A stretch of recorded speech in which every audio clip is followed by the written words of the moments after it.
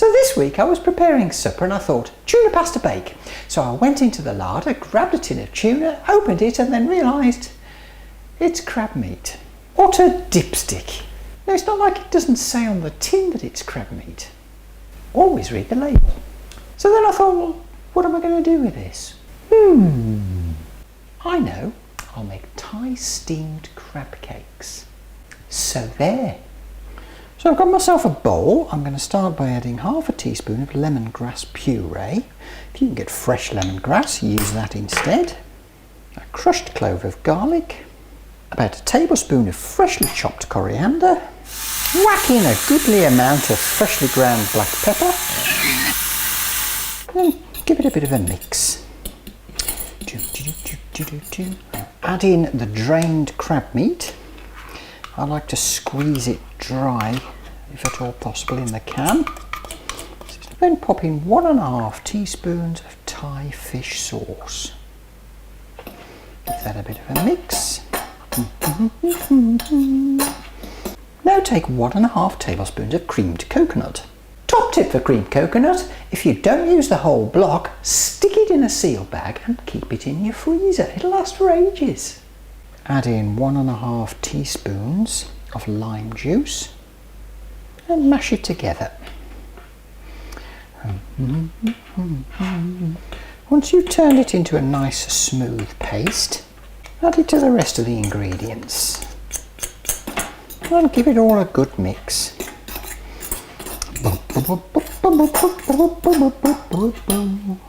Now get yourself a clean dry bowl and add in an egg white, and we're going to beat it until it's stiff.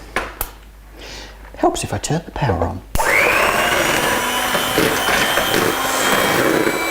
Yeah, that's pretty good. That's pretty good, we can stop there. Add the egg white into the crab mix and gently fold everything together.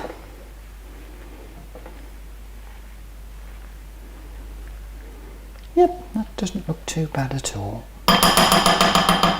Now I've got 4 ramekins here which are very lightly greased, and on the bottom of each ramekin, see if I can show you that, there's a disc of greaseproof paper. It's easy enough to get these cakes out of the ramekin on the sides, but sometimes it can stick to the bottom. So now I'm going to spoon my mixture equally into the ramekins. Press the mixture down so it's nice and even in the ramekin. When you've pressed the mixture down, just dab on some egg yolk and decorate with a coriander leaf, or 2 if you want. Cool. Okay, we are ready to steam. Now, how you steam them is up to you. I'm using my old pressure cooker. I'm going to pop in the little tray thing upside down. Then I'll pop my ramekins on the top of that. Now, that's sort of fit. Sort of, in a sort of fitting kind of way. Now, just wait for the steam to appear. When you can hear the water boiling and you start to see the steam, pop on a lid. And we're going to leave these for about 15 minutes. Well, what else are you going to do for 15 minutes? Ooh, time's up.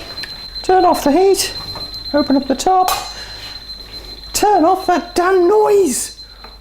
That's better. Now they should be nice and springy, and indeed they are. Good. Now this is where it can all go horribly wrong, so get yourself a thin spatula, work your way around the sides. When you think it's all nice and loose, turn it out onto a plate. Lovely.